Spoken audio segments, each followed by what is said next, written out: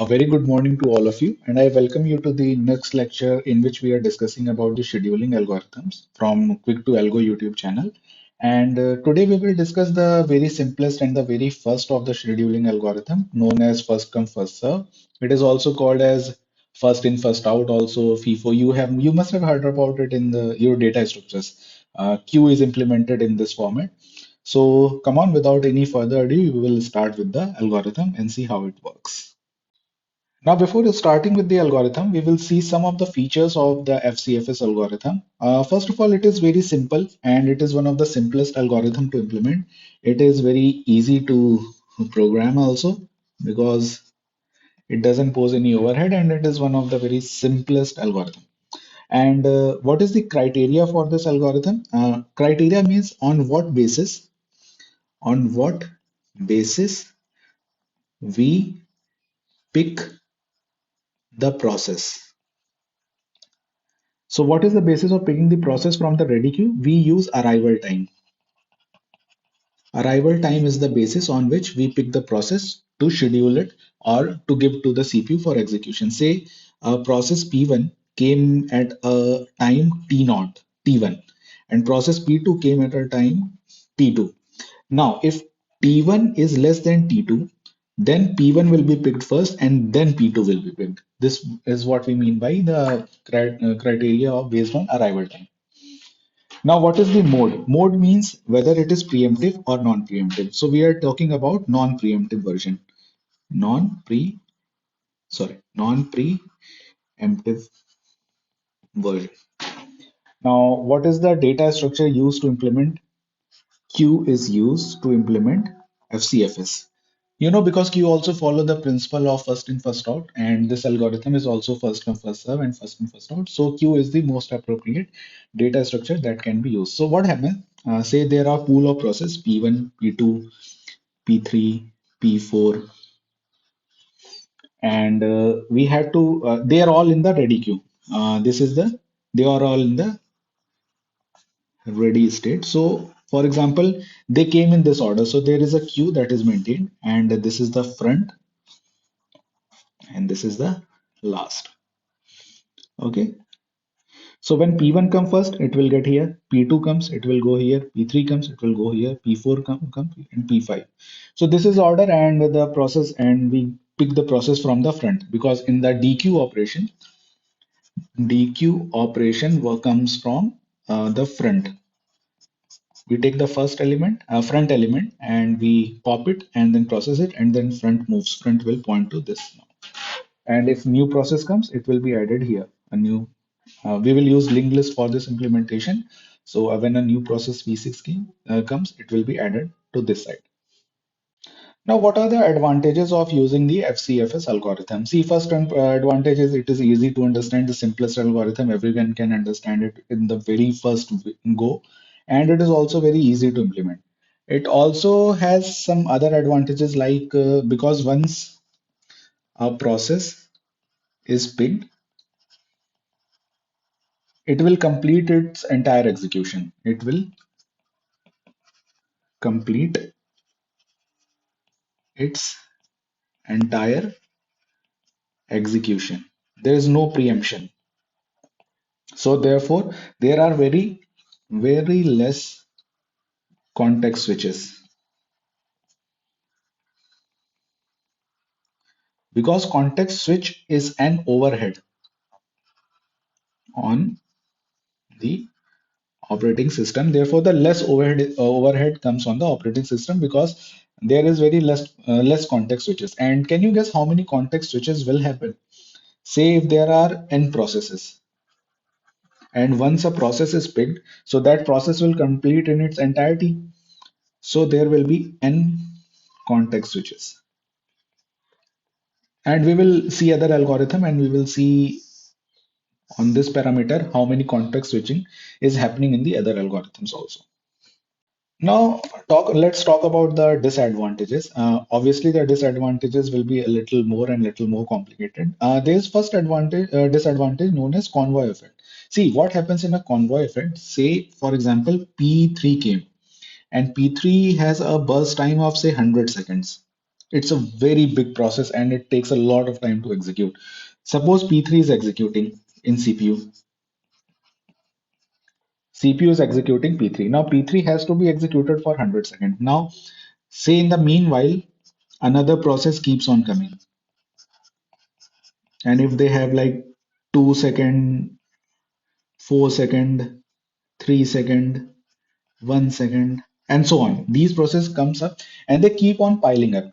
So a convoy is formed. So here also, if CPU is given to a large process which takes a lot of time to execute because it cannot be preempted, it has to execute till it's completed. So other small processes which will keep on piling up behind one and another. This will form a convoy. This is called a convoy effect. And what happens? This leads to low throughput. How? If long process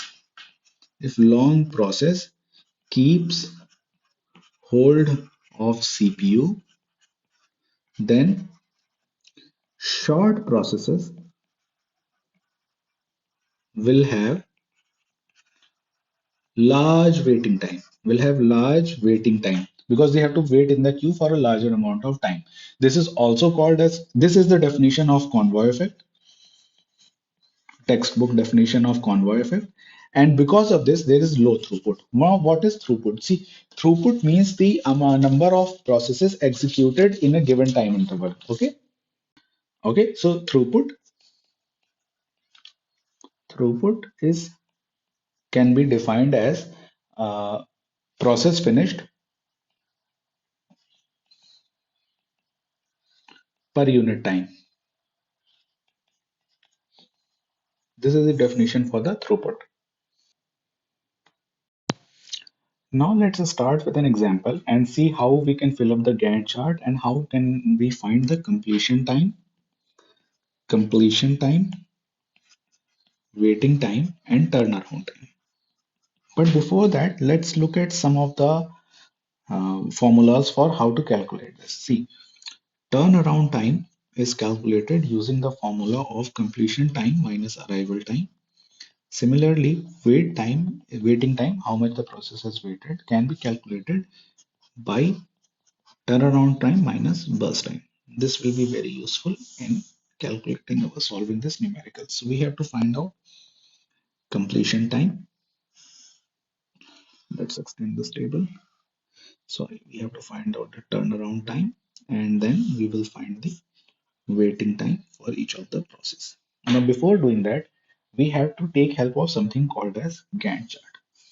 What Gantt chart does is it helps us to plot the entire time length and how at what in what instant of time what is happening, which process is getting executed, which is waiting.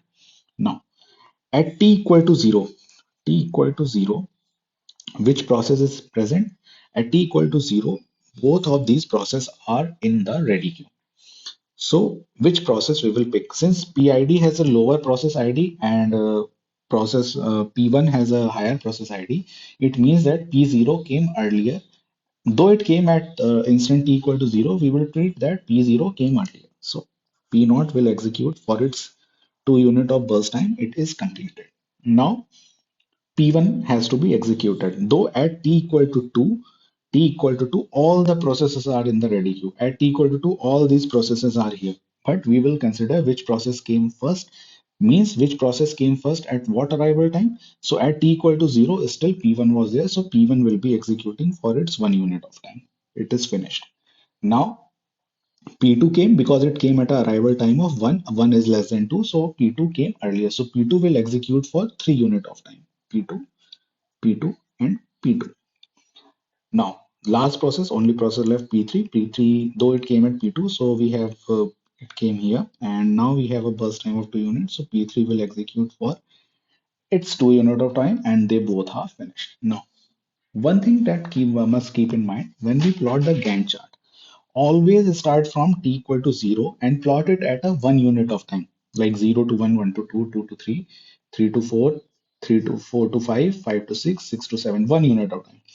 When you get very comfortable with it and once you have practiced a lot of numericals and when you have solved all the type of algorithms like round robin and preemptive priority HRRN, and etc. Then you can maybe play around by plotting the Gantt chart at 2 unit of time and 3 unit of time. Otherwise, when you want to avoid mistakes, any kind of mistake, plot them at 1 unit of time and start it from the zero. So, and when we have to find out the completion time, this is the thing that we will find the first thing that you should find from the Gantt chart is completion time. To find the completion time, start reading Gantt chart from right to left. That is, start from this end. And as soon as you come across a process for the first time, that is the completion time. See, P3 is encountered here. Its completion time is 8. This is the completion time. Write that down. Instant and instant. At that instant, write its completion time. Like P3 here, its completion time is 8 units. Then continue moving. You encounter P2. Its completion time is 6 units. Keep moving, keep unit. P1 completion time 3 unit. Keep moving, and you will see at t equal to 2, P naught has completed its execution. You know the completion time. Now everything is done. You have just to apply these formula to find out the turnaround time and the waiting time. Now, what is turnaround time? You must be thinking, what is the turnaround time? Turnaround time is basically the difference between at what time the process came and what time it completed. The entire time the process is spent in the ready queue, or it waited, or in the ready queue, or it was in the suspended queue. Okay, so that is the turnaround time. Waiting time is how much time the process has to wait before getting executed by the processor, or the time it took before getting scheduled to be executed by the processor. So turnaround time is completion time minus arrival time.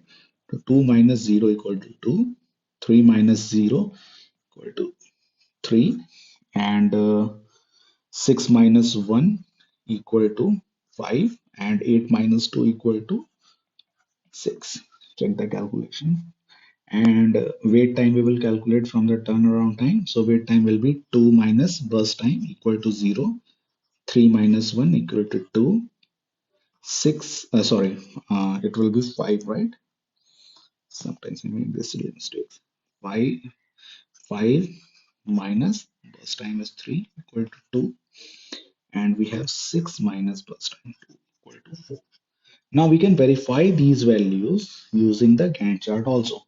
See, P naught came at the time T naught, and it got scheduled as soon as it came. So therefore its waiting time is 0. Now P1 came at T equal to 0. P1 also came here, but it got scheduled at T equal to 2. Therefore 2 units of time it had to wait, correct? P2 came at 1. P2 came here at this unit of time, but it had to wait for 2 units. P2 got scheduled here, so it had to wait for 2 units. Therefore the waiting time is 2. And P3 came. P3 came at t equal to 2. P3 came here, but it had to wait for how much time? 4 unit of time before getting scheduled. 1, 1, 2, 3, 4, and P3 got scheduled. So it's correct. So this is how you calculate your completion time, turnaround time, and wait time using the Gantt chart. We will see more examples in the different type of algorithm, and that will help us to get the entire concept of these numericals. So at last, we have seen the FCFS algorithm. We came to know about the algorithm. We came to know about a numerical. We saw some theory aspect. Now let's take a quick revision. See, in the FCFS, process are assigned to CPU in first come, first serve order, and there is a single queue which is called as ready queue, and there is no preemption. Scheduling overhead is less, but convoy effect leads to low throughput. Leads to low throughput. What is throughput? Throughput is process completed per unit time.